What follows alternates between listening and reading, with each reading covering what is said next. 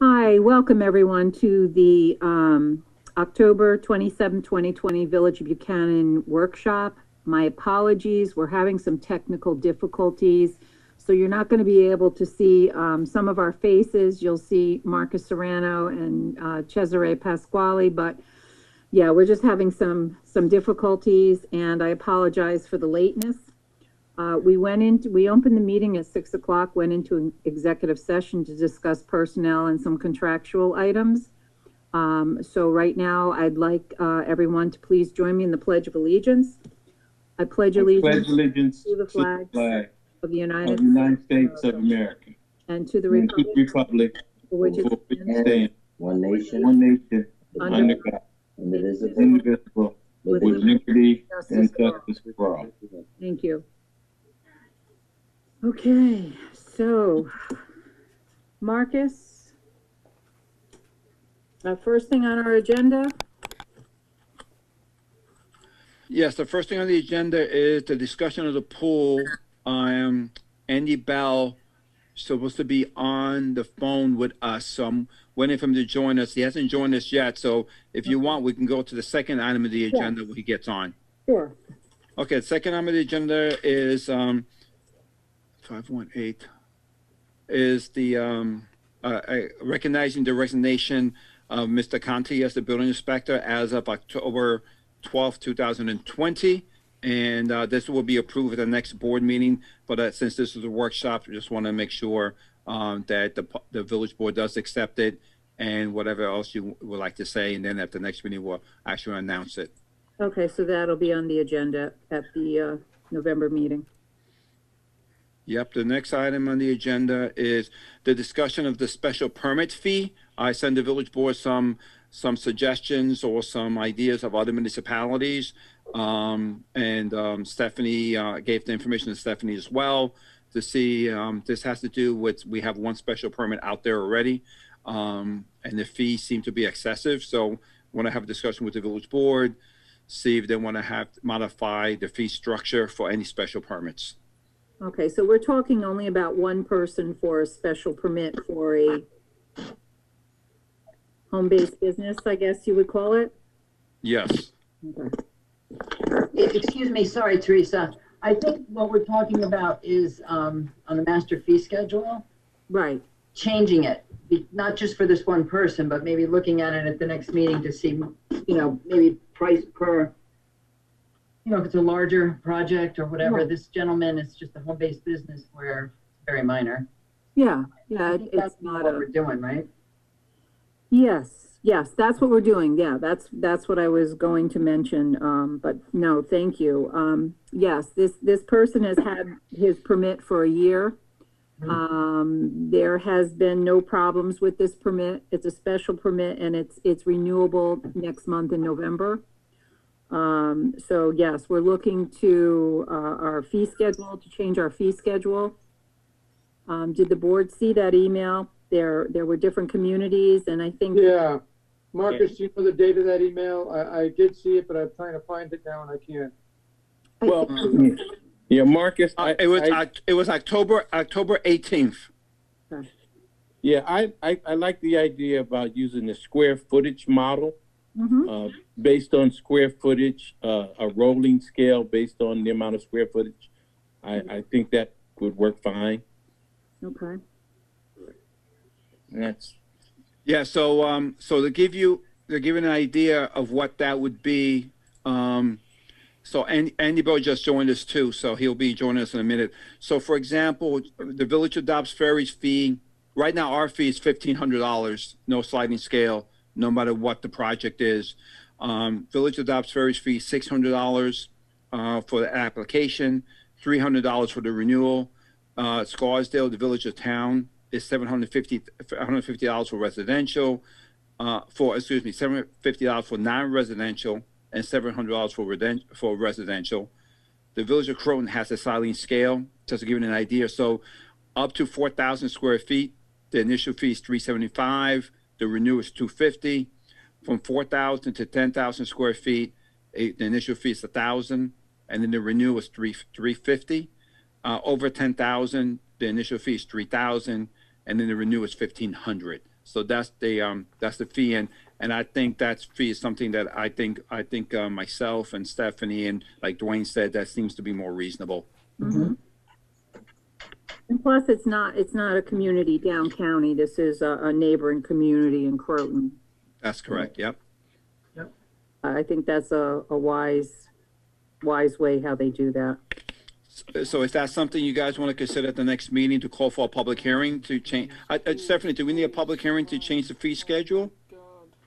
You know, I don't think we've done it at a public hearing, so are we required to? I don't think so. The board could do that if they'd like, or you could probably just change it by resolution. I'd have to look at it. Yeah, I All think right. you've done it by resolution. I Almost. think you have too. Yeah.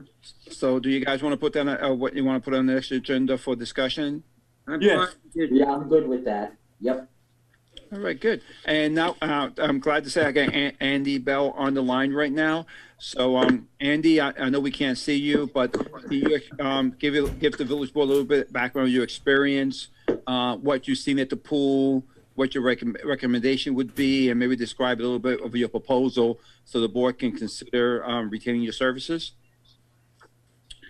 All right, well, I'm a professional engineer, been in, had a license since 1978. Been in the structural engineering, since field since 74 when I got out of school. Been in swimming pool business for 19 years.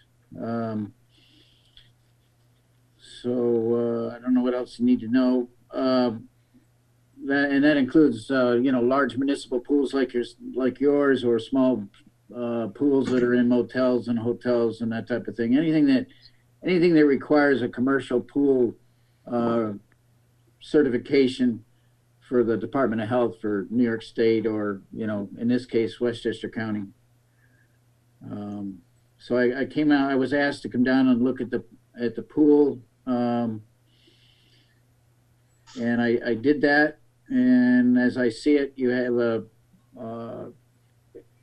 existing wading pool that's connected to the same circulation system as the main pool, which is no longer considered kosher, if you will.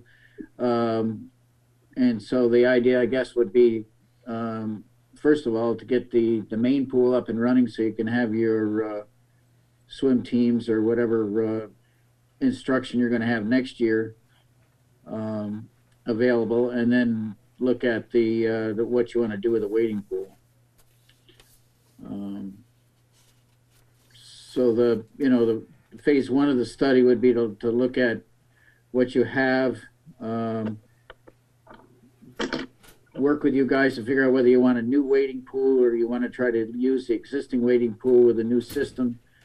Separate filtration system not connected to the main system, which would probably be the least cost, but I don't know what your feelings are, and then give you a cost estimate to do that work. I'm assuming that, and this may be a bad assumption, but I'm assuming that the Department of Health is going to allow us to keep the existing diatomaceous earth filter system you've got on the main swimming pool. They said it has to be brought up to code, but I can't seem to get them to say that there's anything wrong with the existing system.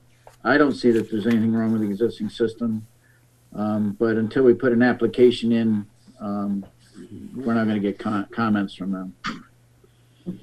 Mr. Bell, I think one of the questions the board had to do, I know you got a number of phases. I think you got up to 5 phases. Any idea when in one of those phases, 1, 2, or 3, would you be able to give the village board some idea what the cost may be to see how far the budget might be so they can make a determination either to stop work or to continue based on the overall cost of your estimate to actually make the necessary repairs? Would you be able to give the board some kind of estimate before we get to the end of your proposals? Yeah, I've got an estimate actually in phase 1. Okay. I've got the investigate the suitability of retaining existing vacuum diatomaceous earth system, and then provide a budget item for either keeping the existing wading pool or putting a new wading pool in, with a new filter system for either of those two options for the wading pool. And just to, in keeping the existing filter. all right, so for the board's and everybody else's opinion, your overall proposal was $30,000 for up to 5 phases. To cover phase 1, including the retainer, that's up $5,000, and then after that $5,000, the board will have some kind of estimate if the cost is too high or was reasonable to actually make the necessary repairs, so the village board can stop the work at this point or continue on to the next phases. So I think that is some of the information the board wanted to ask.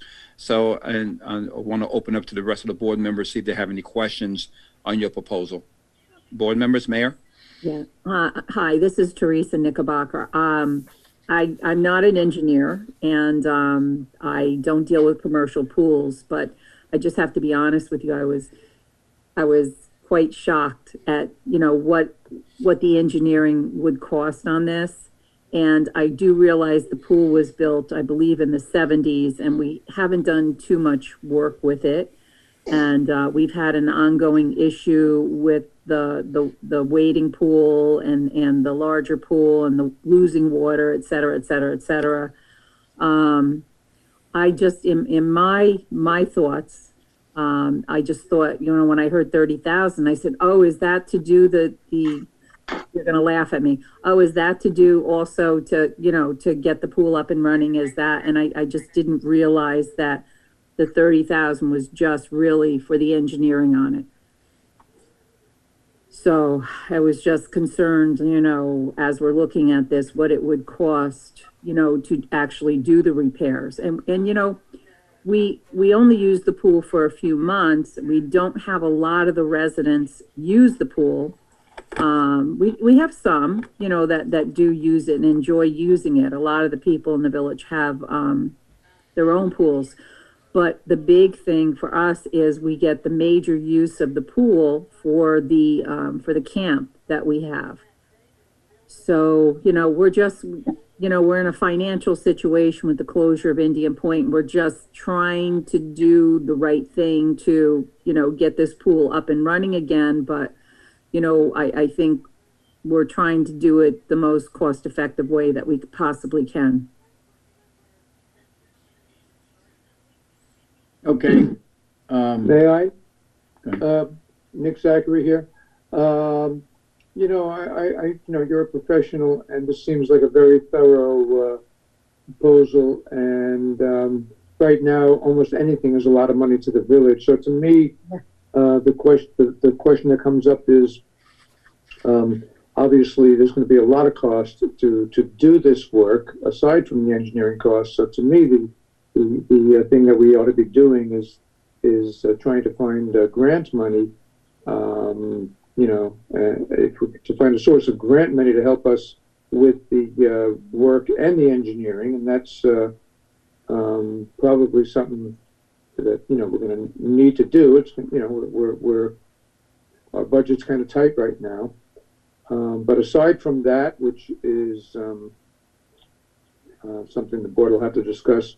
One or two questions. The diatomaceous earth filter that's on the pool, is that still a prevailing technology, or do we have dinosaur technology there? Diatomaceous earth filters are still being used. I'm not sure that I'm familiar with too many of these of that particular configuration. The new ones are in nice big tanks that don't have all the filters and the fingers and stuff as yours do. But that's not to say it won't work. The only thing one of the questions that's come up is the use of perlite now instead of the diatomaceous earth because of the nature of diatomaceous earth. But the perlite works fine in lieu of that. It does. Is diatomaceous earth getting more expensive? Well, it's considered a hazardous waste. Oh, it is. So you have to be. Really? It has to have specific disposal requirements. You have to take it to a approved landfill or whatever the requirements are in Westchester County. I don't think they're onerous. You just have to take care of it. That's all. Really? What's Right now you've got a settling tank. I don't know what your guys do with when the settling tank gets full. Do they pump it out? Where do they take it? And that type of thing. But Oh, no idea. I assume that they've got that all figured out. I didn't realize that there was a regulation on diatomaceous earth, being that it's a naturally forming material. I just thought it was like sand. You could sort of put it anywhere. Yeah, it's made from ground up seashells. So it's a finer material than sand. So I think that's part of the issue. Yeah. I mean, they're microscopic seashells, more or less, aren't they? What's everybody's feeling about the wading pool? I think without considering money, it's something that we should do. But then I think our being able to do it might depend on our being able to obtain grant money. So let me ask a question for the board and Andy. Phase one is about $5,000, and that will give you the price estimate for the board to consider actually moving forward, or even applying for grants. But with any grant will require some kind of price proposals anyway, because you can't go for a grant with an unknown number, and that will actually help us if there are any grants available. I don't know if there's any. So number though, the entire cost of the pool? The $5,000, and Andy, correct me, that will give the board at least some kind of cost estimate for the necessary repairs for the kiddie pool and the big pool, or just the big pool. Just try to understand what that $5,000 will give the board to consider. Actually, it'd be three separate estimates. One to keep the existing filtration system for the new pool, and then two separate estimates. One for keeping the existing wading pool and just simply putting a new filter on it, or replacing the wading pool with a new filtration system. So that $5,000 will give the village board three different proposals, and they can make a decision which way they want to go of either one of those three proposals. Is that correct? Yeah. And you're saying that even, I mean, obviously, when you apply for grant money, you need to have done some homework to put yourself in good standing to get grant money. So if we went with that phase one, we would be in a position to apply for grants and have the information we need to include in the grant writing. Yeah, and I didn't include any fancy drawings or anything if that's going to be required for a grant. But I mean, that wouldn't be an outrageous number anyway. But the idea would just get a decent estimate for planning purposes, for budgeting purposes, and I guess for a grant, sure. Right. Sure. And Nick, you through? Yes, thank you. Yeah. Hey, Andy, Dwayne Jackson, if you could, and this is very loose, ballpark it for me. I mean, my thinking is that we've got an infrastructure that's been here since the 70s. So on the one hand, we've got to bring up to code the filtering system in general. The overall big pool and the wading pool, their physical makeup will actually have to come into question.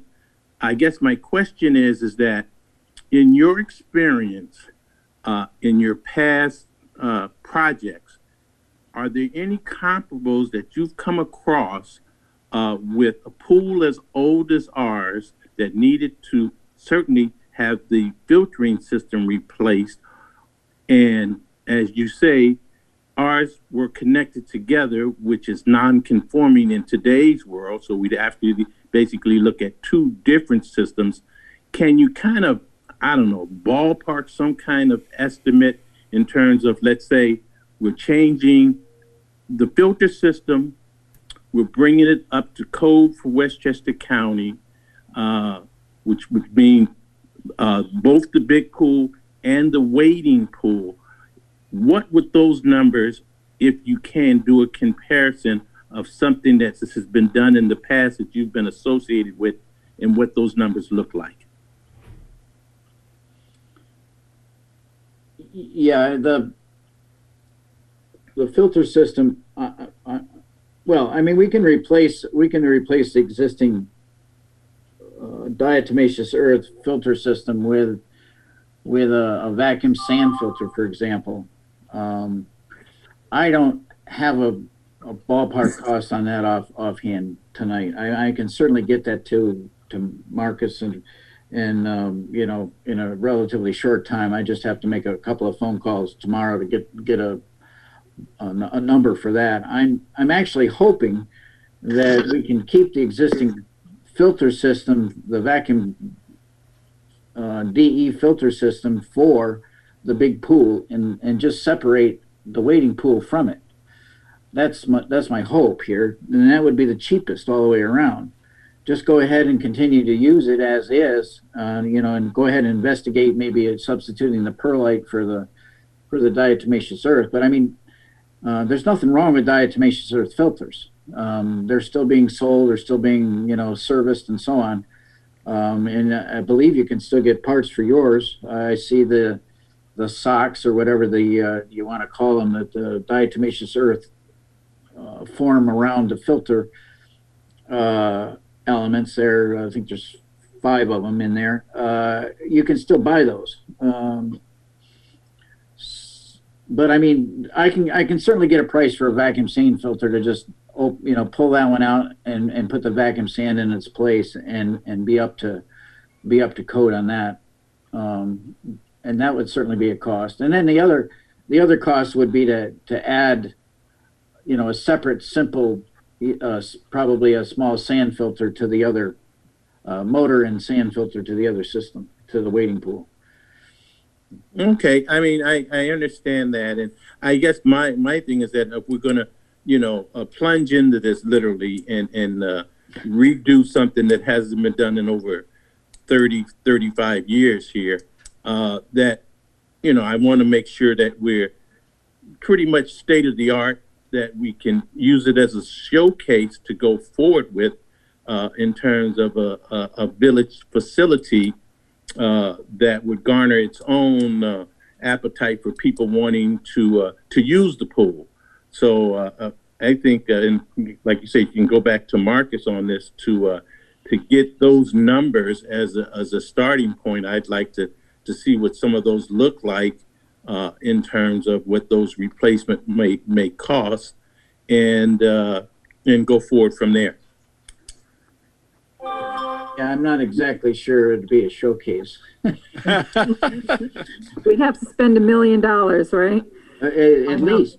You know, Sure. you're talking about 2 bodies of water to replace. Right, right. You know, I mean, and then you're going to have to get into the question is whether you really want water that deep anymore. You know, that was designed for I think originally for a 3-meter board on it. You know, and it's got a deep end that, you know, probably is not very usable from a programming standpoint. You know, maybe you don't want that deep water that you got to continue to filter and treat and all of that. You know, maybe is that deep water 9 feet or 12 feet? What are we talking about? I think it's 12 feet. Okay. Okay. All right. Because I don't know, personally, I see the pool possibly as a good thing as a selling point for the village as we're transitioning somewhat here, and wanted to certainly be able to showcase it as an amenity that's unique to Buchanan. And as the mayor said, you know, we use it as a camp where residents and others pay for the privilege of not only the camping aspect of it, but also the use of the pool with it. So I think you make a good point that, you know, whether you want to take the 12 foot away and break that down to a smaller number of 7 feet or maybe to 9 feet or whatever, but that could certainly be brought into the equation. But I see it as something that we can highlight in the community as a plus for the community. But certainly your expertise in terms of drilling down on it to find out what those costs would be is like you say, a starting point to see how far we want to go with this exercise. Yeah, no, actually the water, I just pulled out the plans. It's 13 feet deep at the main drain. So, Wow. but you know, you have a lot. If you're going to really bring it up to a nice standard, you're going to have to replace concrete, the concrete deck and that type of thing. You know, I envision right now just repairing, you know, the bad spots in the deck and making it quite usable. But, you know, maybe really what you need is a multi-year progress where you know get it open and get some income coming in, and then the following year replace deck and, you know, kind of work your way around it. Or maybe you just want to do it all at once. You know, that's something we can discuss. Just a quick side note, and again, not knowing, and Marcus, maybe you can answer this, not knowing what, you know, municipal pools look like. I know down in Scarsdale where they have that big pool by the Saxonwood Golf Course, which is a humongous pool. But what would be the standard then today for a pool, if any? It really depends on what the community wants. I think it's at the level and what you can afford. I think we're trying to get a working pool at this point with Andy's help, Mr. Bell's help. We can get past the Department of Health and get a pool up and running. And it really depends what the community wants and how much you can afford. I mean, most pools cost money. I mean, communities, a pool is normally a negative on the balance sheet, but it's like you said, when it's a community asset that people like to have. So it really depends on what you guys want to spend and how you want the pool to look. Right now, we're just trying to get a pool expert that can get us past Department of Health and get the pool up and running, eliminate the leak that we're having. We're spending a lot of money on water. We're spending some money on water, and get a pool operational without having to maintain it. And with Andy's help, I think it actually make it more efficient and less costly to run in the long run too. So I think that's what we're trying to accomplish, right, Andy? Yes. Yeah. Okay. Yeah, that's what I was kind of tasked with in the beginning, is to go ahead and try to get this up and running for your camp next season. And because you missed out this season with COVID and so on, and you'd like to at least get that camp running for next season, with or without the wading pool. And I assume it would be at this point without the wading pool. You know what? And I'm sorry, Teresa. One other thing, Dwayne, and it's like some communities have eliminated what they call the bathtub effect and going with spray pools, but those are very expensive. Yeah. So again, it's what the community wants to have. Yeah, they're very expensive, and they have a whole other stringent code requirements within the both the Department of Health and especially Westchester County. I mean, once you get away from the quote swimming pool, wading pool aspect and go to a splash pad, you're looking at ultraviolet light and you know, that type of treatment for the water, and depending on whether you're wasting the water, whether you're recycling the water, and you know, all sorts of other things. So. Yeah, and I've been in communities where they've done it and just wasted the water, but it's too expensive to filter it and put it back into the system. But again, Dwayne, to answer your question, those are very expensive, and but it depends on what the community wants to have. How about just a camp counselor and a hose? Yeah, let me. I mean, I like, Andy, what you said about this being able to kind of bring some numbers back to the table to see what's some of those initial things, and then basically trying to drill down on it and go from there.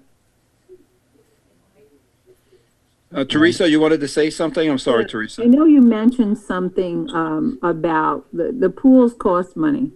So we've looked at this in prior years, and I think I think we lose approximately $50,000 on the pool. So the pool as a standalone, when we open it up, we would lose $50,000.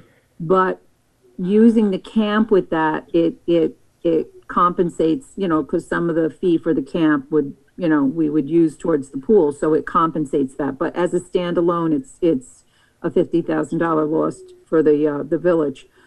The only other thing I want to say is I hope that we can, you know, somehow save the wading pool and replace that, because we have a very younger families moving into the village. So that would be nice if we can keep that wading pool. But, you know, let's have him, you know, look at everything and tell us what everything looks like.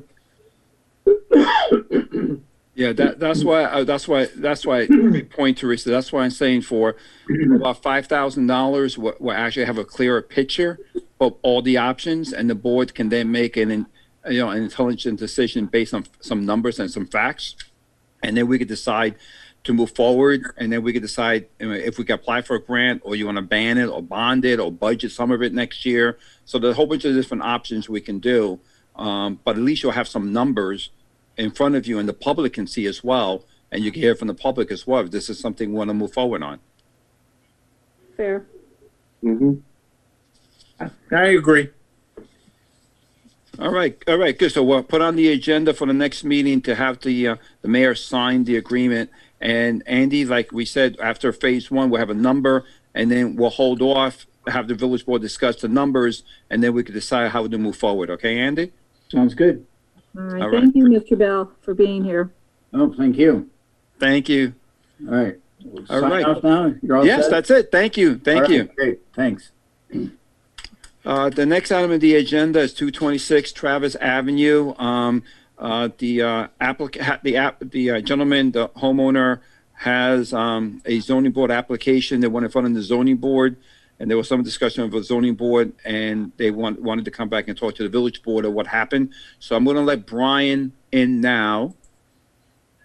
Hopefully, Brian, hopefully you should be on. Brian, can you hear me? Yeah, I'm here. Brian, is David with you? Yeah, he's here as well.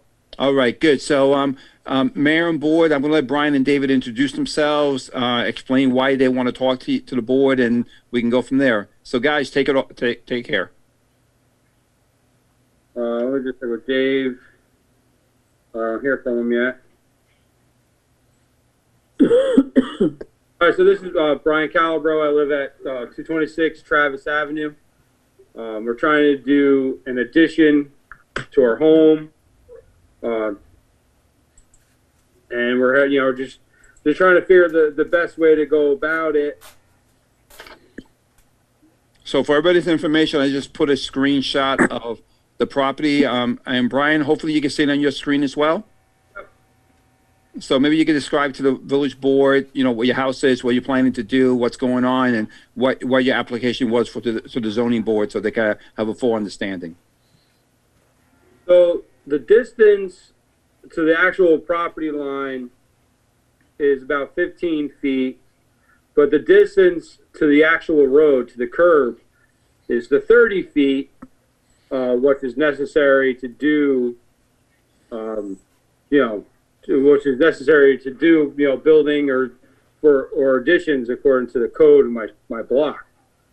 But the property line, the actual street line, is too short, so there's a little misunderstanding or discrepancy. On.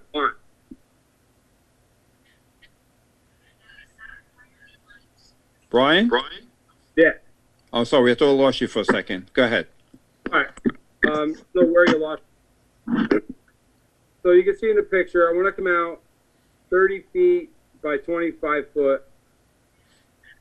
And the distance to the property line is about 15, but the distance to the street, to the actual curb, is 30. So the code says that, if you're within 30 feet, you can add on to an existing structure or pre-existing non-conforming, you can add on to it.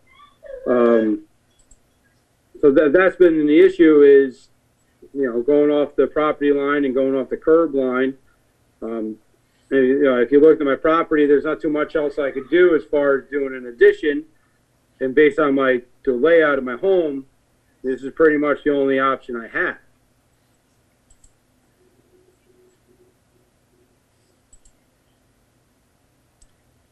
So Brian, is David with you so he can maybe provide some additional comments?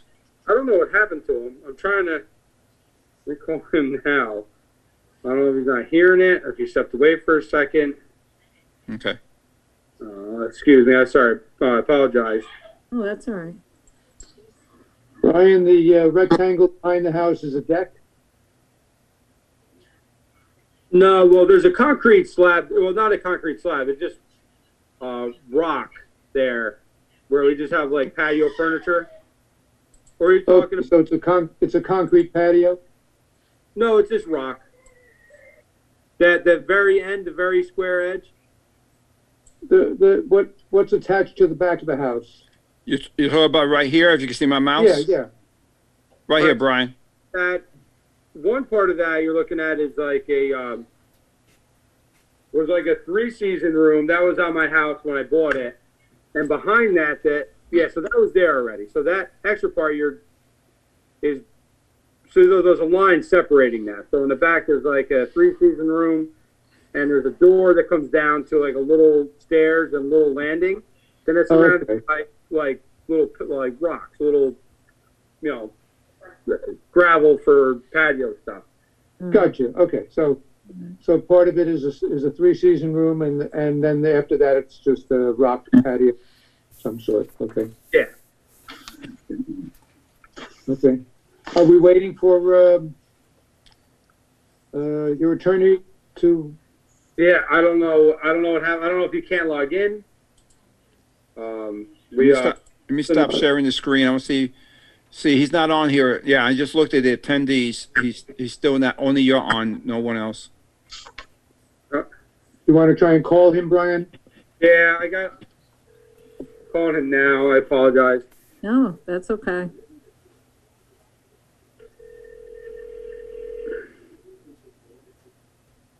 Yeah, Brian, you get him, just something to re-click on the link again. All right.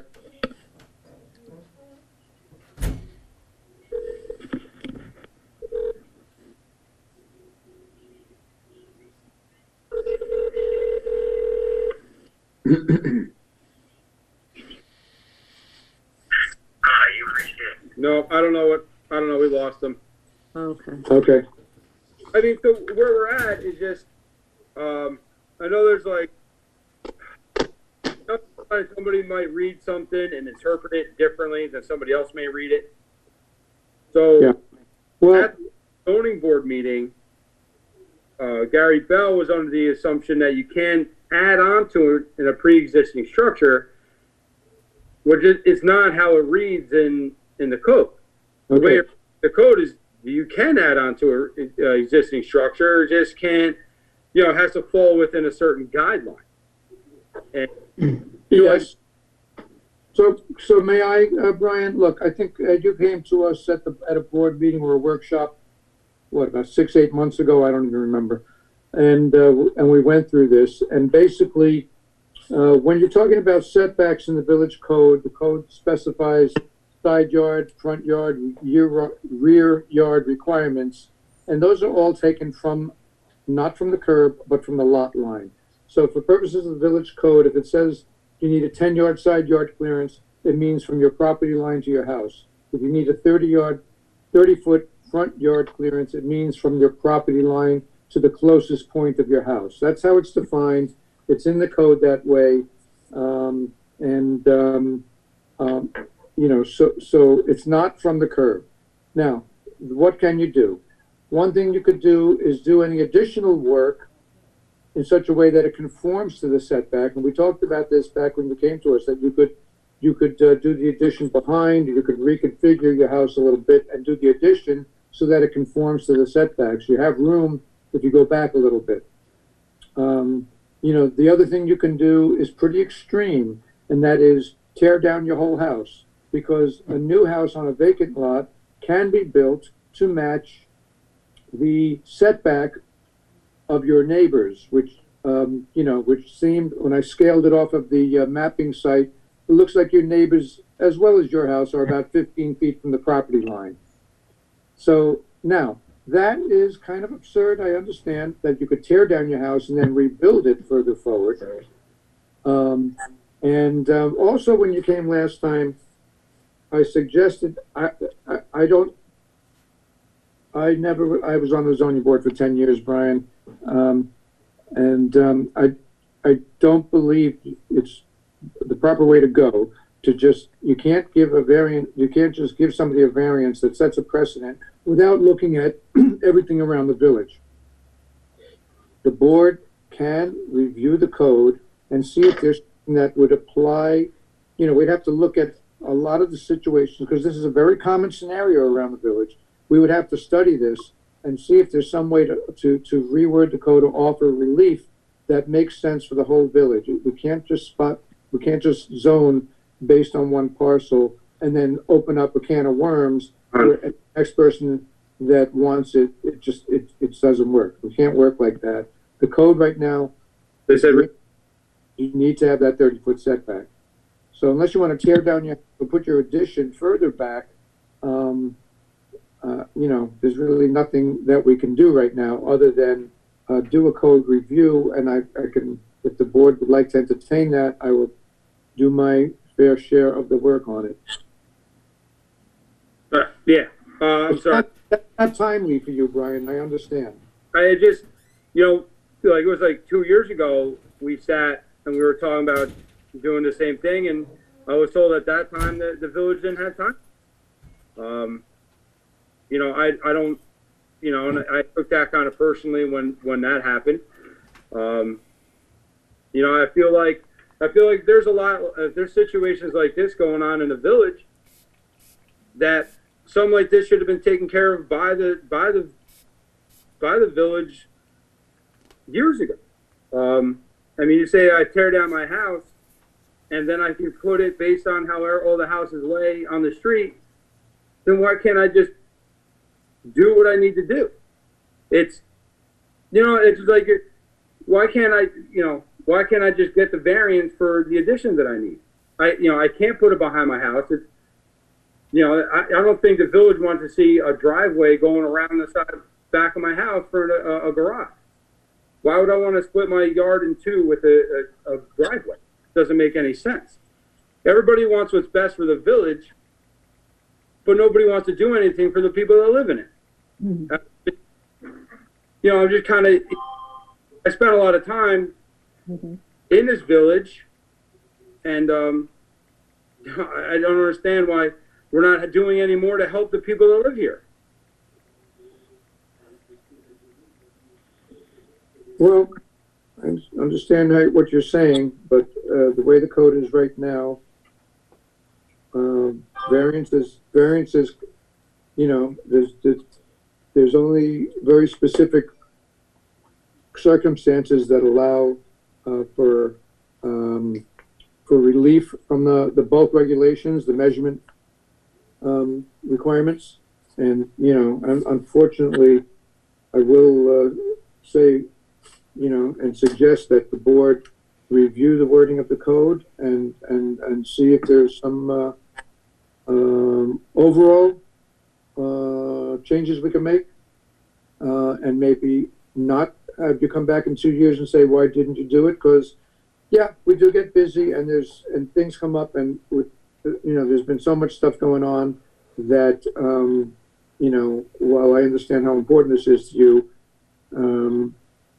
it's easy for things to not get done when you have so many other things to do. That's a small place, you know. So I will entertain looking that over with the board if the rest of the board is agreeable to that. But not on a one parcel basis. We have to look at the whole situation and take a look at some of the other properties that would be impacted. That would be that's my feeling. The rest of the board would weigh in. I'm sorry, just to let everybody know, David Garcia just joined us too. David, can you hear us? Yes, I can. Okay, I don't know if you heard what Mr. Zachary has been discussing with Brian. No, I just hopped on, and unfortunately I missed I was sitting on another screen waiting to get pulled in, and so I was told that we to re-log in. So no, I did not catch that. Okay, you're the attorney for Mr. Calabro? Yes, I am. Good evening, David Garcia. My address is 2117 Crown Pond Road, Cortland Manor, 10567. Good evening. Good evening. So the gist of what I was saying, David, is to sum it up. The way both regulations are based on property line. It's not a matter of interpretation. The 30-foot setback requirement is based on the property line. It's not based on the. That said, the way the code is written right now, there are two things you could do. You could do the additional work in such a way that it conforms to the setbacks, which I think you probably knew already. And the other thing, which I just brought up, which is extreme and admittedly a little absurd, is that you can tear down the whole house because the code does allow does have different standards for undeveloped lots. So, which means that if there was nothing on that lot, the code would allow you to build. Now it does place a couple of restrictions. The other two houses, you have to have 20 feet to the other houses have to be at least 20 feet from their sidelines. Only one of the two in this case are that far from the sideline. One of them is closer, but I think that if you were to keep the 20 feet on that side, that the board could find that to be a reasonable exception. But, Well, I think you're correct in that that's an extreme measure. And I'm not sure that's what Mr. Calabro has envisioned. And what I'm sure it's not. I'm sure it's not. I think I'm that's. just saying. I'm just pointing out how the code is written now. I understand. Let me ask you this. I mean, I've gone over this with the town attorney, and I mean the basis and the purpose of the interpretation. And while I recognizing that the town code takes into account the property lines, and recognizing that it's the property line that the town or the village is looking at, the purpose of the interpretation was to show that, but for the fact that the property line runs askew, the property has the required setbacks. To give the village, it has all the space that it needs. Should at some point in the future, and at some time in the future, the village should decide that it wants to expand on that on that roadway. Expand on the roadway or put down a walkway, whatever the village wants to do. So there's plenty of space there. And I think that the intent of what the code was looking for was to provide for the village to be able to do things of that nature and to give the village the space that it needs should it decide that's the direction in which it wants to go. So, I mean, the reason why we raised it as an interpretation is because the property is a unique property. It's an extremely unique property. I understand that the zoning board had some concerns about whether or not, how many other properties, fall into this category. And unfortunately, that was an undertaking while we tried to see if it was possible to even take a look at that, short of pulling all the surveys and, going through each individual property. That was an undertaking that simply couldn't be made. But I guess to that end, I would simply say if it's the village's concern that that it's opening up a Pandora's box or we're going down some slippery slope, the question still remains: is there sufficient room for the village to do those things that it wants to do? Which is why the setbacks have been put in place. And so in speaking with Ms. Porteous, and me formulating this and addressing her with it, That's exactly, and this is what the interpretation was established for. It was for situations like the situations that don't fall squarely within the code, but that provides for those things that the code is looking for, or the intent of the code. And so that was what we raised, and that's what we had a conversation with the zoning board. The zoning board came out, we had the house, the public hearing. You know, from their perspective, all of the zoning board members thought it was a good idea. They saw, they liked what they saw. They felt that there was plenty of room. But Gary thought that he needed to get the village's blessing on this, so to speak. And so that was why the zoning board came to you with this. And so, I guess to the extent that, you know, in looking at the code, the zoning board did have the authority to make that call. But then we were told Gary was correct. As the code is written, it does not meet the requirements and it cannot give a variance. This would require a code change, not a variance. But I don't see, but that's just it. I don't think that an interpretation requires a change in the code. And I think that's kind of where we're getting sort of like lost in the weeds on this. We're not asking for a change in the code. The interpretation doesn't require a change in the codes.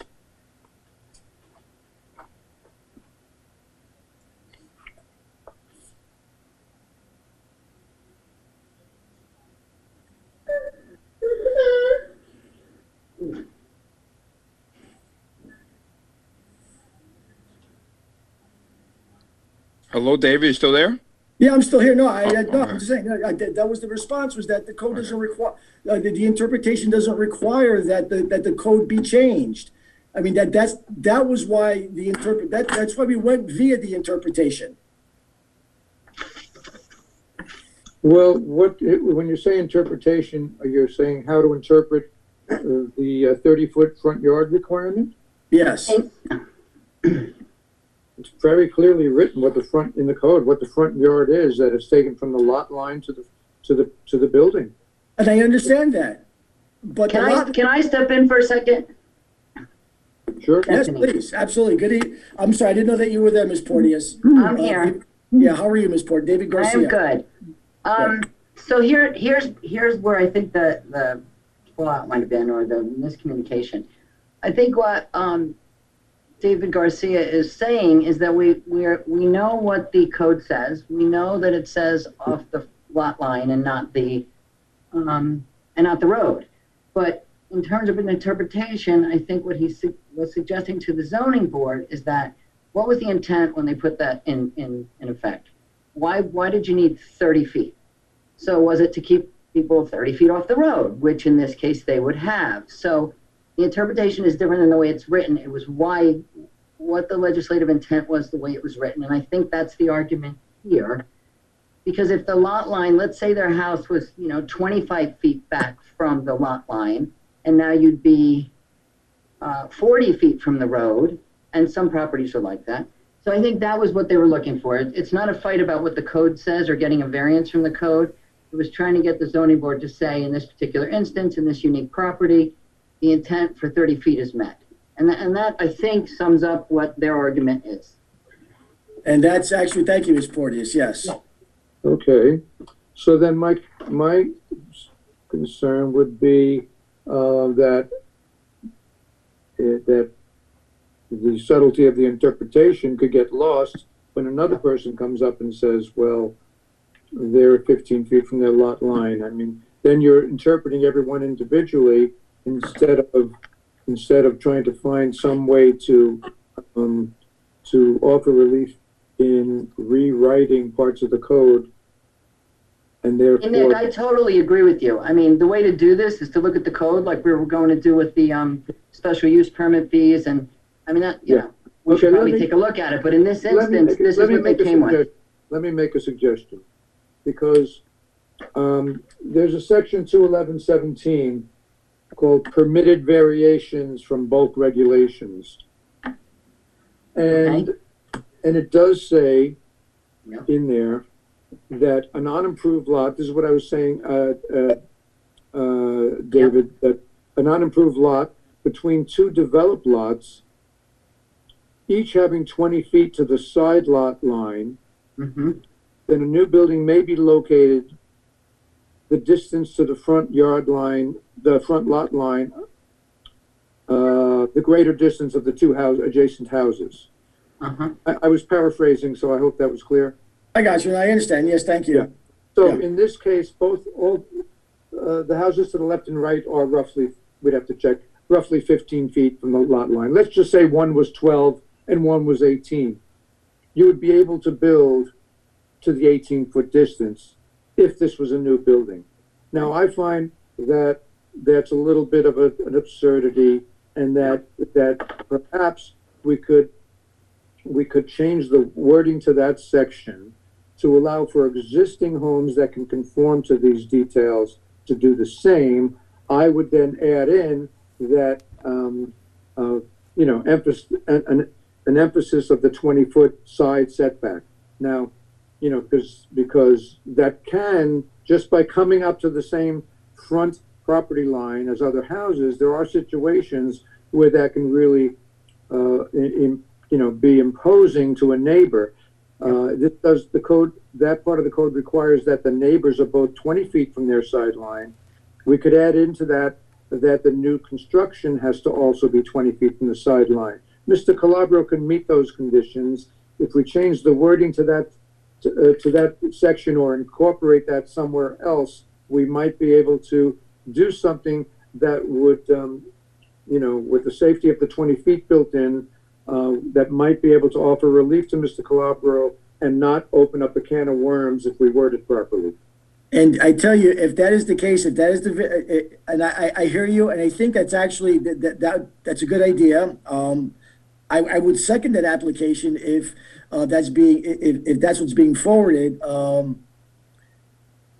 And if you, I would be more than happy to provide the village with that language. I can work with Miss Porteous to do that. I mean, I'd be more than happy to do whatever you need. Okay. To take you to have that. Well, I think that would be fine. And could you both please keep me in the loop on that so I can check the wording and comment? And let me just say, I thank you for your input and not just your input, but at least your ability to see where it is that we're trying to get to and helping us get there. Okay.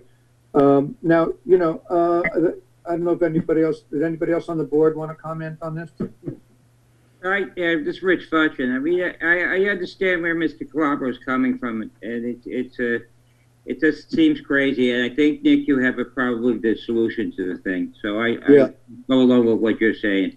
Okay. Yeah, I also, this is Dwayne Jackson. I agree with that. And,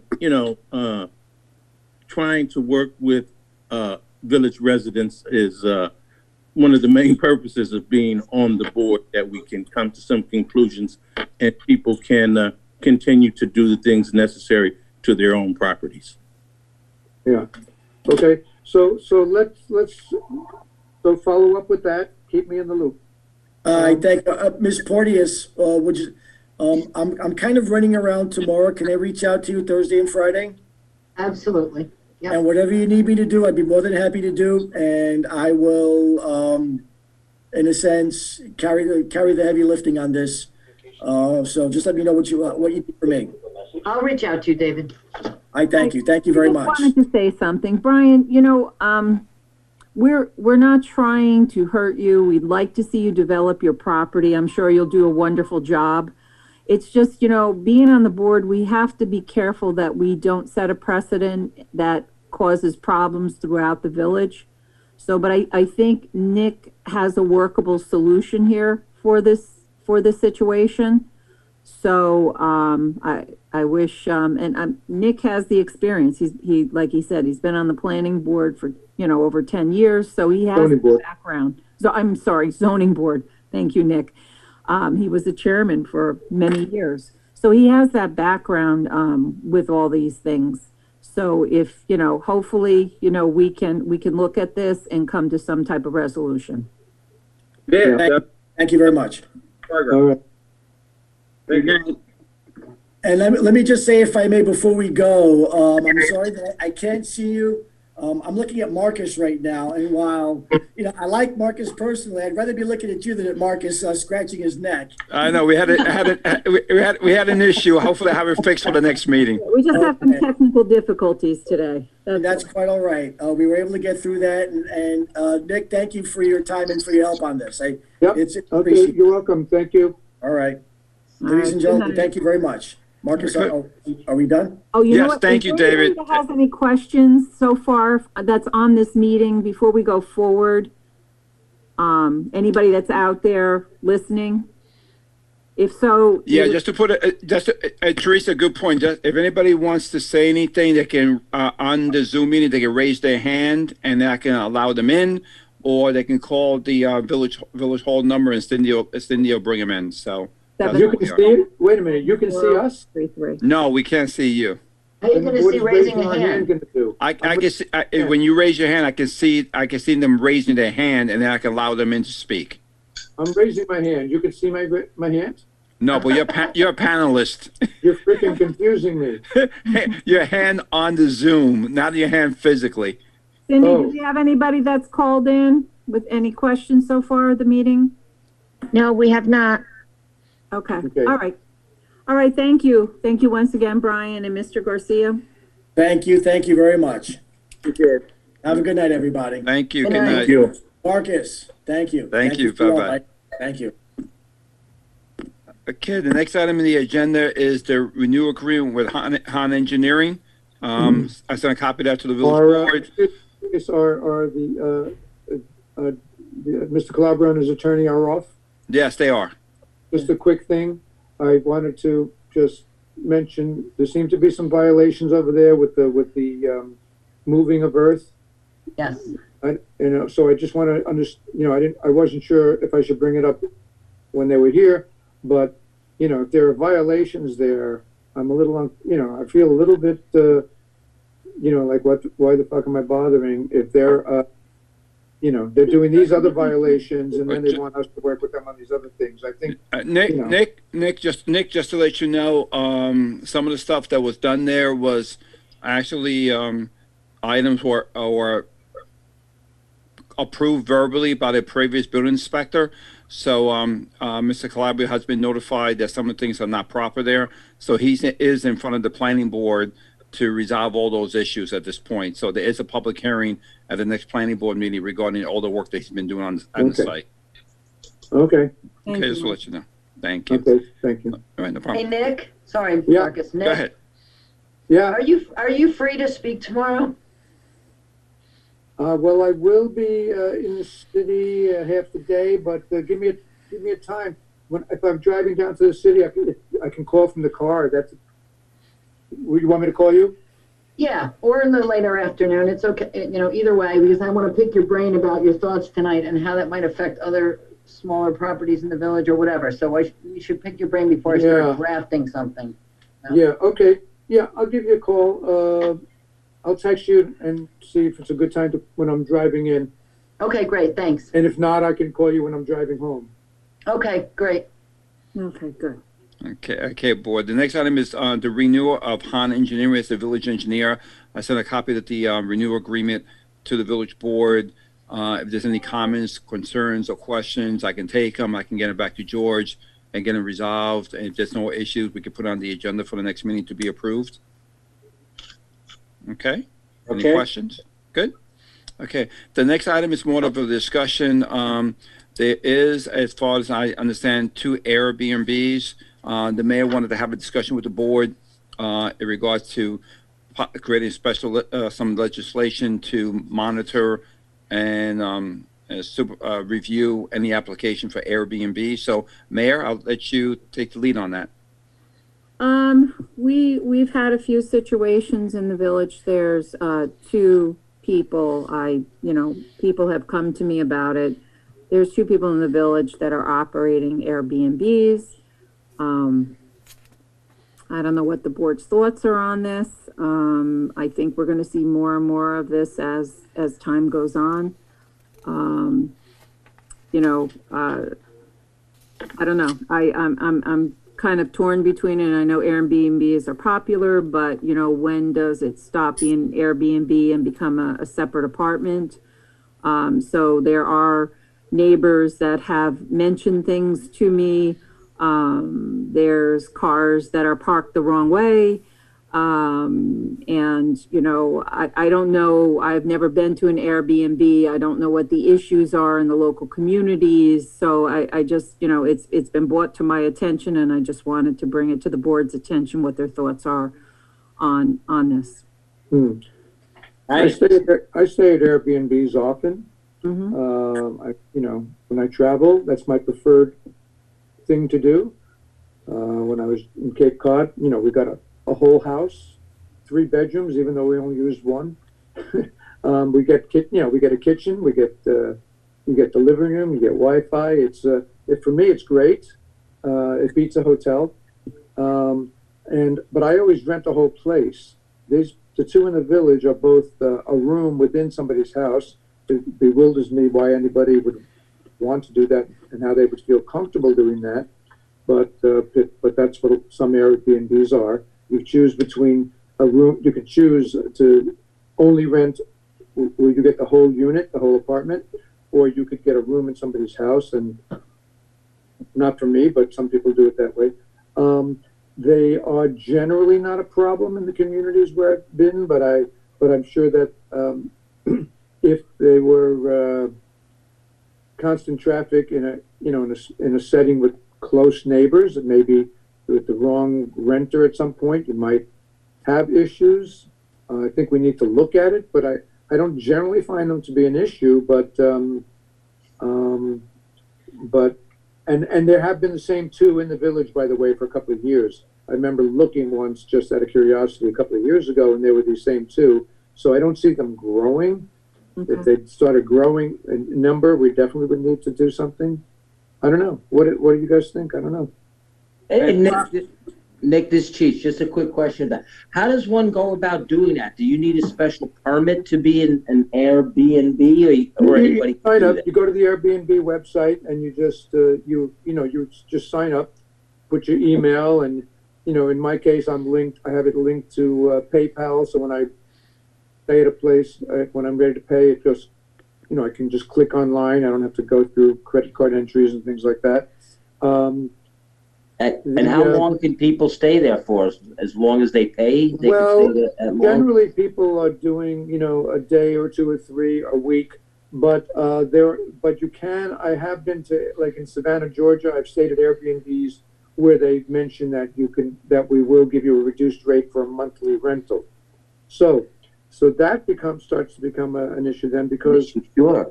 then it's like an illegal 2-family.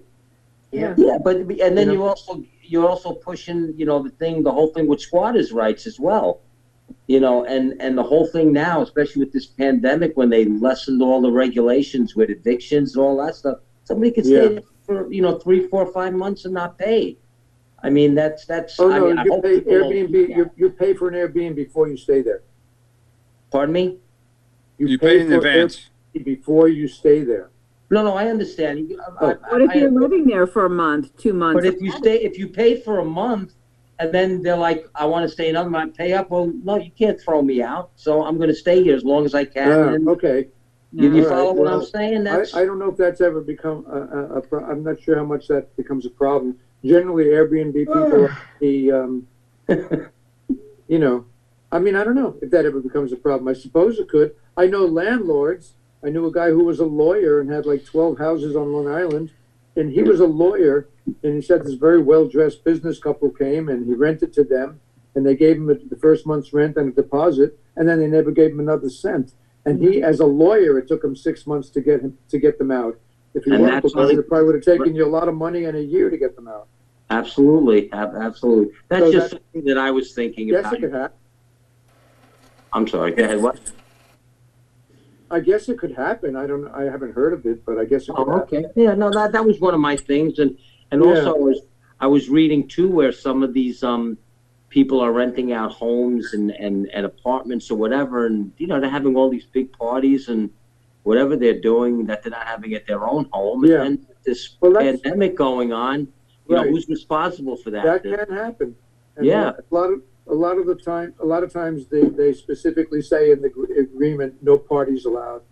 Okay. But, you know, but young people will do that sometimes and get these big parties. That does happen. The Yeah. two in the village so far are just people staying in a room in the house and sharing the kitchen with the people that live there. Oh, okay. Wow. Now, Okay. when I did you know, something like this in Europe, it's a way for people to meet people and you know, the interacting with travelers things.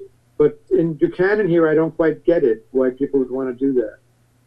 Yeah, I don't know. That's I know nothing about Airbnbs, so thank you for clarifying that for me. And Teresa, are we getting complaints? Yeah, there are some people that are complaining that with the parking, parking is the wrong side of the road. You know, so I don't know. That's why I'm throwing this out to the board. This is something to discuss. You know, should there be off-street parking requirements? Should there be this? Should there be that? Is that considered a home-based business? I don't know. You know what I'm saying? I don't. yeah. I think that we should that if we want to do something, we want to do something to bring it into the same category as an accessory apartment. If you're going to do an Airbnb, that you're subject to an annual inspection, and you have to provide the parking spot, and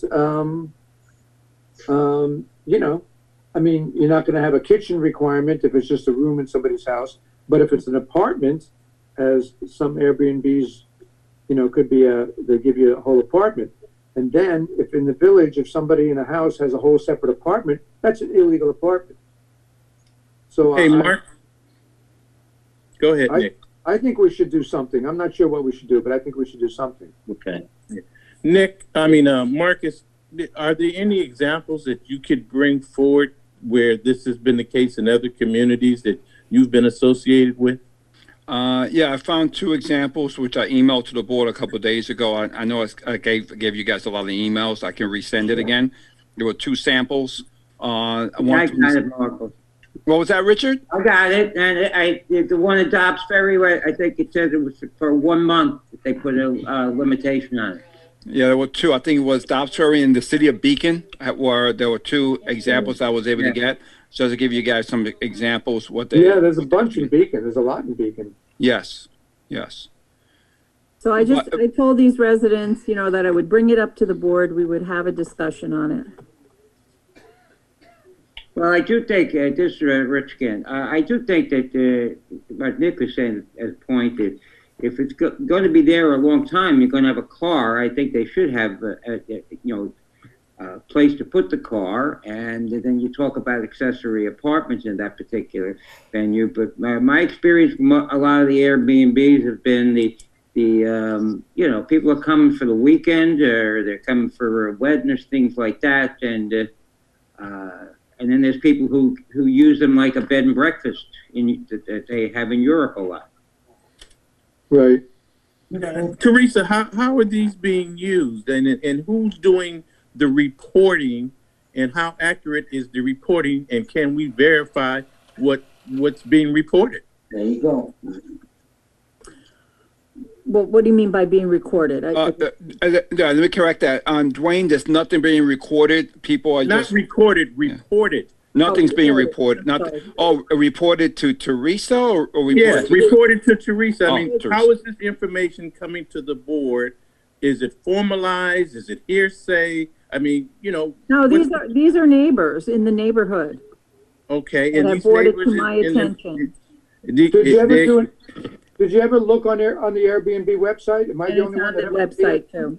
Yes. You just go on Airbnb and you can search by location, for rentals. Yeah. And when in New York and make up some dates that you want to stay there, and it'll show you what's available. And there's the same too in the village that have been here a while. Yeah, no, Okay. these people aren't making this up or anything. It's actually advertised. I looked Yeah, at they're on Airbnb. They're on the website.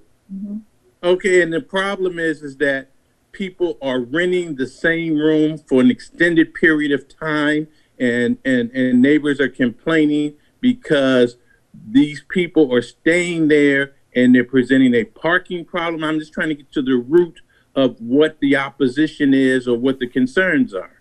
It's, yeah, I think it's concern with the parking, but it's also a concern, like, do they have an illegal apartment? You know, they don't know, you know, so they're like, so what are these people coming and going? You Okay, know? can I, let me tell Sure, you something else absolutely. about Airbnb. When you stay at Airbnb, Mhm. you do a review of the person you stay with, and the person you stay with does a review of you.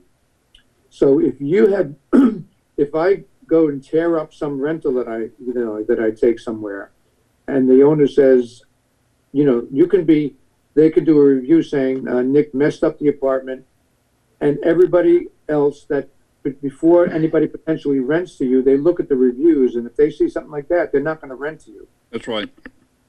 So, right. you know, so being a good citizen, both as a host and as the person staying in an Airbnb, is going to be reflected.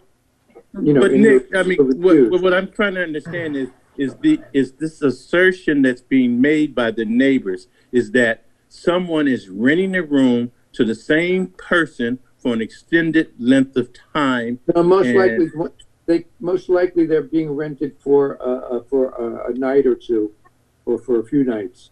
You know, it's people that come for weekends. This has been for a while now. Yeah. It's a month. So one person has been there a month who has a car, and the neighbors have noticed that this car has been there for a month, and they don't have a driveway, and the car is on the street, or they have a driveway, but I'm trying to understand, you know, where's the beef, you know? The beef is this person, does this person have an apartment? Is this person an Airbnb? You know, what is it? Okay. Well, to me, especially when you start getting into 1 month rentals, it's akin to an illegal apartment. Which I would agree with. But Yes, but even illegal apartments, as you know, are extremely hard to prove that it's an illegal apartment versus yeah. Well, this is a really cousin, a nephew, my aunt, my uncle, you know what I mean? Yeah. Well, So this unless there's is something that they're doing wrong, I don't understand why there's so many complaints. I just wanted to bring it forward to the board so that Yeah. they understood and they realized, you know, that there are Airbnbs here and what their thoughts were on it. That's all. Okay, Yeah. so do we need to come up with a regulation to regulate Airbnbs? Is that what our bottom line is? Right. Is that something the board's interested in doing? I don't know. I mean, I'm not sure that it's been a big issue. I know the complaints, because you know there are some people who just complain, even if they're not really, even if there's not disruptive behavior.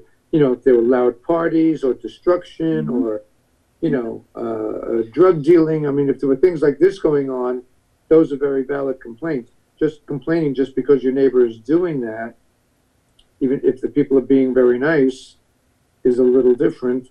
But what about, does it impact us in any way in terms of services?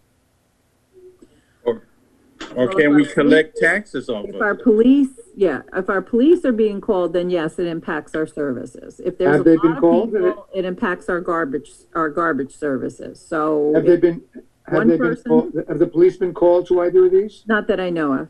Yeah. No, there's been, I checked, there's been no calls to the police Good. department. Yeah. Yeah, I mean, there's the potential for problems, but generally Airbnbs they run pretty smoothly. But again, Nick, like you're saying, I mean, I did an Airbnb for the first time down in Sarasota, Florida last year. And the people who were renting it out actually lived next door in an accessory apartment. And basically they had a one room with a bed in it, a little refrigerator in a bathroom. We were there for 3 days, 2 nights, and in the story. So I guess the point is that if they're saying these two Airbnbs that we have in Buchanan are renting to the same people on a constant basis, then yes, that's an accessory apartment or an illegal rental. Okay, well then maybe we should review the other codes that Marcus sent us and think about it. Maybe we should do something like that, put a limit as to how long somebody could stay there. Yeah, So it good doesn't idea. become a full-time accessory apartment. Right. I mean, it is hard to prove. What if, because these people in their own house, the hosts in both cases are women. In one case, the woman says she lives there with her daughter. In the other case, I don't know who else lives there with her. Maybe, I think her son, I think she said. So, what's to keep her from saying, well, this is not an Airbnb rental, this is my boyfriend. Mm-hmm. Or this is my cousin.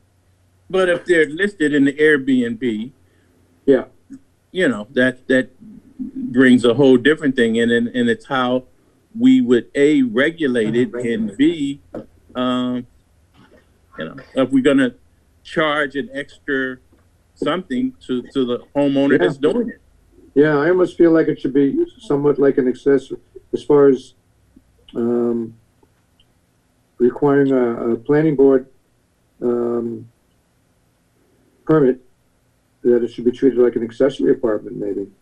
Yeah, I mean, because most of the thing when Airbnbs first came on, certainly was the hotel industry that were complaining about basically them taking business from them, and then where the hotel people were charging, taxes that the municipality where the hotel was located would make extra tax money because the hotel is charging people extra money for staying there.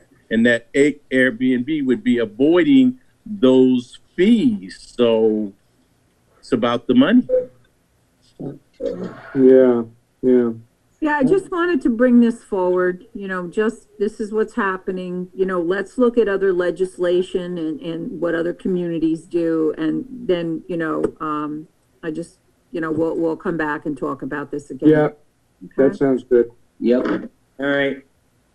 All right, what's our next thing on the agenda? Next item is I send the board a update email from Mr. David Stolman regarding the overlay district. Just about providing some additional information to the board. Just keeping the process going. I don't know if anybody had a chance to review the documentation.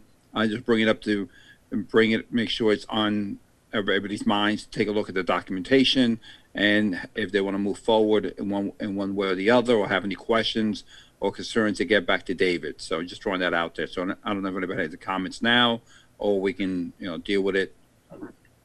Well, I mean, we have already approved it, had we not? We haven't approved. We have not approved the changes creating the overlay district, because the next step would be is to call for a public hearing and then give it for comment for the planning board and the zoning board to provide their comments. We have not gone to that point yet, but we haven't finalized the language. David provided an update in that email, and depending if the board is happy with that language, to move forward or not to move forward. So it really depends if you guys had a chance to take a look at the language. So Nick, if you had a chance to take a look. There was general support, the majority of the board. I think we need to keep this thing moving, before we get more Lindos buying places that might want to try and do something that, I think we should try to get this thing in place. Let's move there were it a few forward. things since the initial, there are a few things that have come up.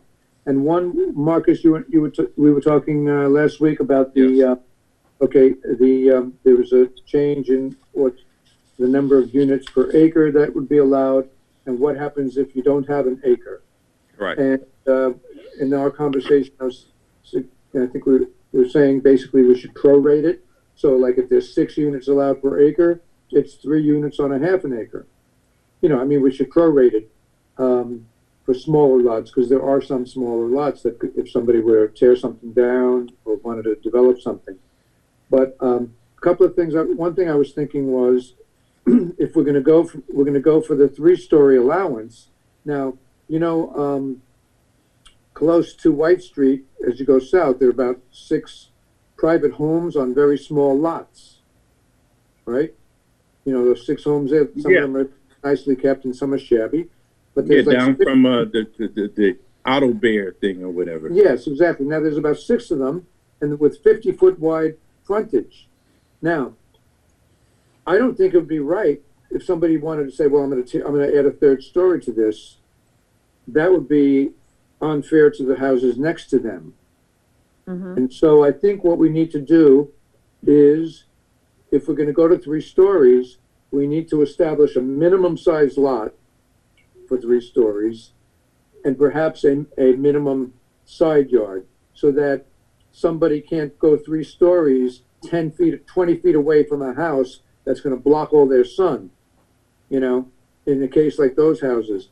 Now, if somebody wanted to buy up 4 of those houses and build something, then they, you know, that would be a different story. But if you're going to do one, you know, to suddenly pop up with a what did One we go- house, like for one house, there's 6 houses, Yeah. and one Yeah, person. that would be It's too gonna- much of an impact on those yeah, little That's houses. gonna be. So I think we need to put something like a minimum road frontage if you're going to go to 3 stories, or a minimum size lot.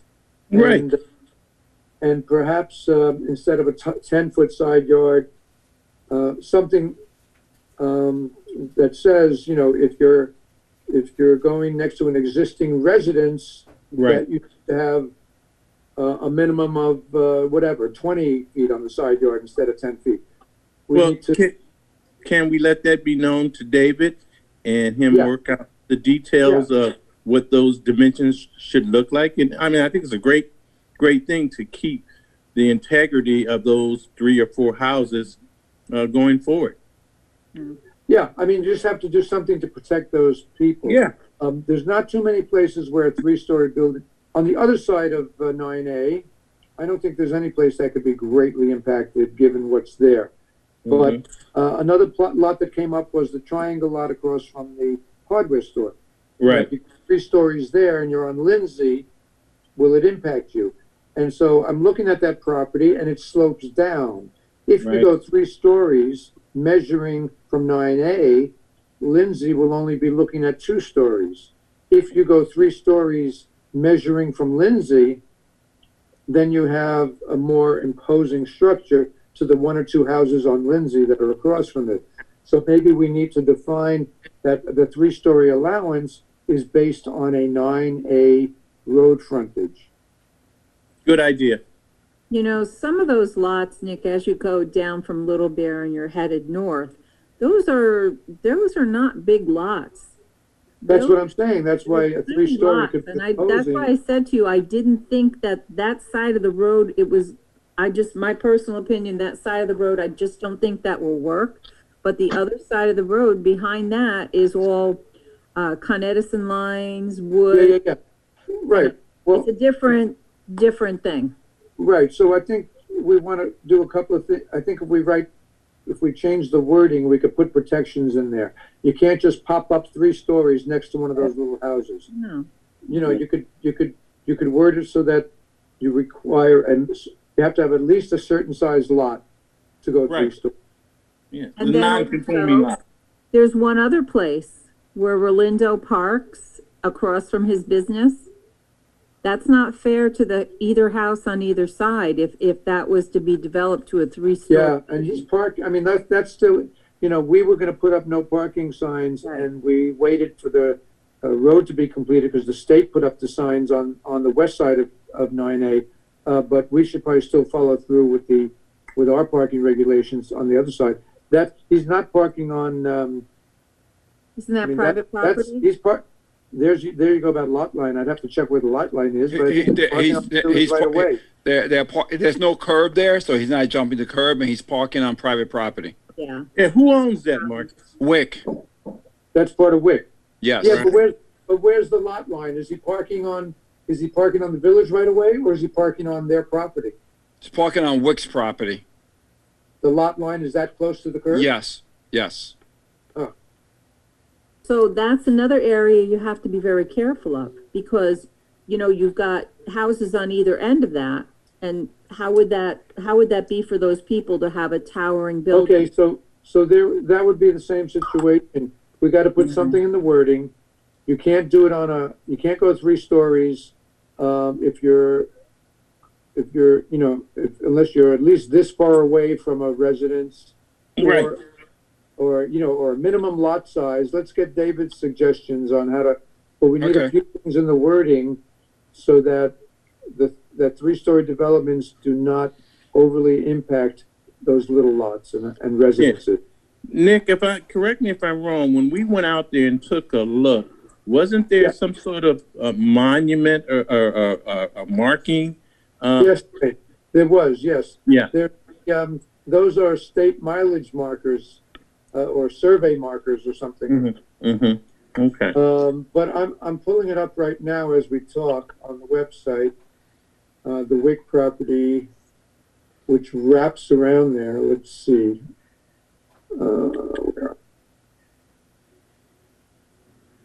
Yeah, the Wick property wraps around there.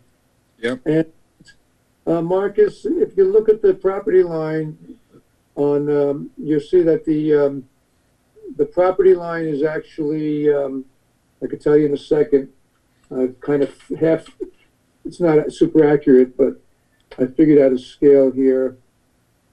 It looks like the property line is about 10 feet in from the curb, 8 to 10 feet in from the curb.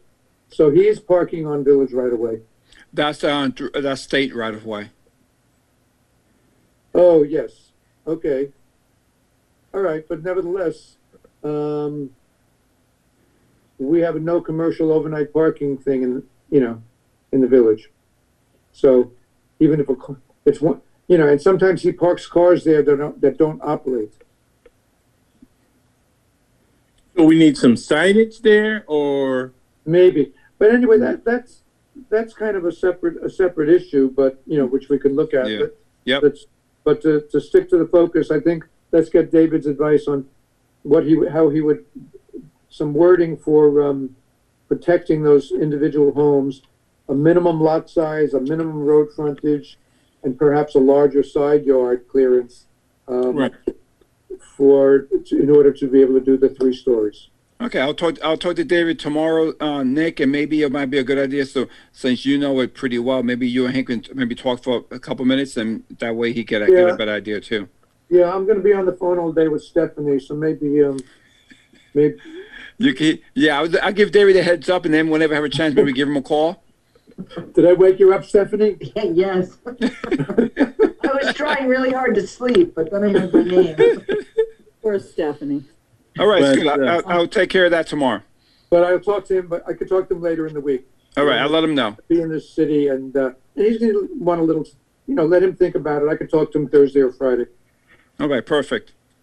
Next item on the agenda is the repairs to the pavilion. Just to give you an update, I'm still working with DASNY. They asked a whole bunch of questions. I had to get a lot of questions answered. Oh, by the way, Teresa, were you able to finish that online approval process? Yes, I did it. Yes. Okay, perfect. Hey, if So we're I need to getting get. $125,000, I will figure out how to do that online process. Oh wow, that's over 20,000 per trustee. I know. So I'm hoping I get them everything they needed. So I'm gonna now. They're saying they still have to go take it to a committee to be reviewed and approved. The contractor, just the good news is the contractor that we awarded the bid, which is about a year ago now, is still willing to hold his price, which is good. We got we got pricing for the electrical, we got pricing for snow guards, and we got pricing for the beams to be repaired. So we got everything covered, I believe, and we still What are the snow guards? Snow guards, it goes on the roof. They like little, I don't know if you've seen them, some roof, it looks like a triangle, and it goes on the top of the roof. Oh, so you don't get that over avalanche. That's correct. It breaks up the ice and snow a little bit and makes it hopefully come down, and that way it doesn't put all that pressure on the roof as well. They're not like Pinkertons that stand around and watch our snow. No. So I just want to give you an update because I know this has been going on for about a year, and I've been trying to get all the answers. Every time I give them an answer, they come back with another question. I gave them everything today again, and hopefully they got everything they need, and hopefully we'll get a decision soon so we can get this project done. So I just want to let you know that. Thank you, Marcus. I know that that grant and everything that goes with it is a lot of work, but you know, the village can use that money to repair the pavilion. So thank you. Yeah. We need to get another 125 for the pool. That's right. That's right. The next item on the agenda is that the 4th Street pump station is almost completed. I think it's not almost 99% complete. Waiting for the county to come in and do the final inspection to allow us to turn it on. So we're very, very close to being that done. There was some discussion regarding replacing some of the fencing and facing the plant from 4th Street. I gave the board an idea of what that would be.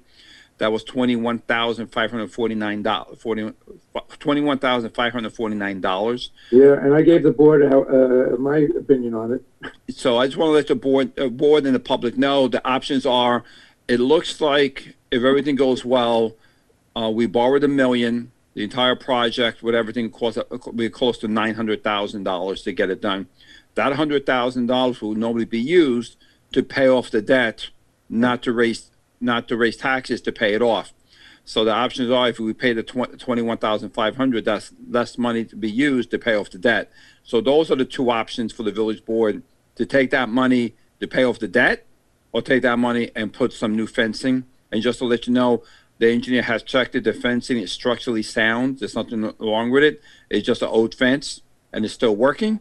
But again, I know there was some discussions about that, and I want to make sure the board has all the information to make a decision. So if we're getting close to finishing up, I can take that $100,000 and then reduce the debt service for it. So I just need maybe a decision put in the next couple of days or today, whatever you guys want to decide, because I want to be able to pay off the debt. But we're getting close to the year; it's coming up, so we can decide to make a payment or not. So, Marcus, I have a question. Lower the debt and leave the damn fence alone.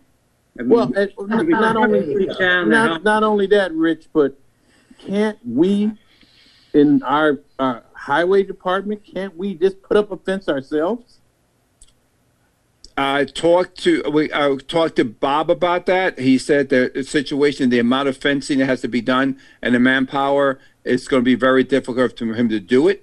And it'll take time. It'll be very time consuming to do it. He doesn't know how long it would take. So, and then needs a barbed wire on top of it. So I can bring it up to Bob again and give you guys an update. Yeah, I mean, $21,000 seems like a lot of money. And that's for only the front section, right? That's the only section. Yeah, Teresa, the front section and the swing gate that goes along with it too. Expensive. Swing gates are expensive.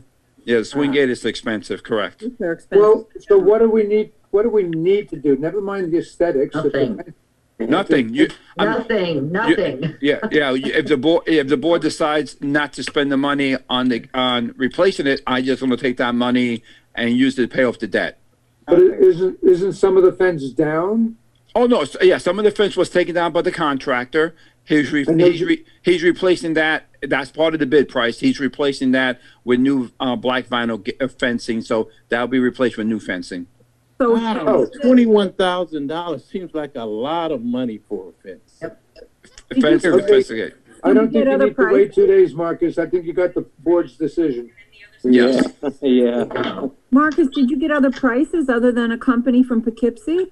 The price that we got was the price from the contractors doing the work. We reached out to 5 other fencing companies, and none of them would be willing to give us a price so far. Wow. I've been trying to reach out to them for over a week. They're not local companies would, the only issue is they have to have prevailing wage, and a lot of companies do not want to do prevailing wage. No, yeah. Well, again, go back to Bobby, and I mean, what is a lot of manpower or a lot of hours? What does that mean? Hold on. I think Bob. Let me see. I got Bob on the line. Hold on. Let me see. I think this is Bob. Hold on. Bob, I think Bob, is that you? You get off mute. He's on mute. Bob, you there? Can you hear me now? There we go. Bob, perfect, man. I'm glad you were listening. So I don't know if you heard that thing about the fencing and about you guys installing. Want to explain to the board if you could or cannot? Well, it's a rather tough job for a crew that we have here because we're short manpower, and the time frame, the experience of putting the fence up is a little bit lacking, to say the least. We've never done that before. And you talk about chain link fence, Yes, with Which we have to stretch out. with barbed wire on top. right? I mean, the barbed wire is probably the easiest part of the job, but stretching that fence out and digging the holes and Well, why doing wouldn't that, you that's use going the to take us a while to existing do poles? if we do it. But why wouldn't you use the existing poles? Why would you, do you know what I mean? Well, we could. We can use the existing post, but we have to get the fence, stretch it out. It's going to take a while. It's going to take some manpower. We're in a busy season with the leaf season now. We have, what do we have? Our garbage crew's 3 guys. Our leaf season guys are 3 guys out there every day doing that work. Right? And Mhm. now we're trying to get ready for snow coming up by the end of the week. Yeah, I hear that Friday. And we're down a couple guys right now. Yeah, yeah. I mean, manpower is an issue. We'd have All to right, take let's- everything on hold. Let's see if these other companies will still give us a price, local. Yeah. I think that, I'm sorry, think that's just- high. I just think that's very high, you Did I know? misunderstand? Did we not say that the company was just gonna put the fence back the way it was? And that's Yeah. not, that's built into the price already? Oh, that the section of the fence that's down, which is on the left-hand side of the plant. That's how they came in and out. That fence will be replaced. The fence we'll talk about replacing with this 21,500 is the front facing of the fence plus the gate to enter the complex. But that fence is still standing, right? That's correct. That Still in section good shape. that section of the fence is still standing. Yeah. We should do nothing except they should just put back the fence, that part that they took down to get in and out, and that's included in their price already. That's correct. That's part of the bid price that we're. Okay, That's so- I don't see any reason to redo the fence. I'm with you. Nick. And I agree. And if once they put it back up, it might be a shorter space that Bob can have the guys do. Well, once they put it back up, Bob won't have to do anything. Yeah. Correct. Correct? Oh, all right. Okay, so what's the discussion? Let them put it back up. So we won't do anything. I'll take that money, then use it to offset the debt service, which is the decision I wanted to have. Perfect. Okay, great. Okay, so that's it. That's it on the agenda items. But just to let everybody know, for the next meeting, which is November 10th, we're going to have the public hearing on the dumpster fees. The change of some of the wording there. We're also going to have a IMA agreement with the county, the rapid response plan with the county. That's a 5-year agreement that we do every 5 years. That's to shared services and insurance being backed up between the 2 communities. And then also to accept the resignation of Mr. Conti, the building inspector. So those are the 3 items for the next board meeting so far. So. Hey, Marcus? Yes. Did we authorize the mayor to sign the Buchanan Engine Company and the sewer agreement? I don't think that's been done yet. We could do that at the next meeting. Why Absolutely. don't we do that? Because I'll Yep. have it all back and forth with them, and then we can authorize and get it done. Perfect. Okay. Thank you. Yes, we'd like to get that wrapped up and settled. That's great. Okay. We'll add that to the agenda as well. Okay. I think that's all I have, unless the village board members want to discuss anything else. I'm good. I'm good. I'm good. Good night. All right. Rich. Teresa, motion to adjourn. A motion to adjourn, close the meeting on a motion. Second. All in favor? Aye. All right, thanks, everybody. Thank Okay. you. Good night, everybody. Bye-bye. Good night. Good night.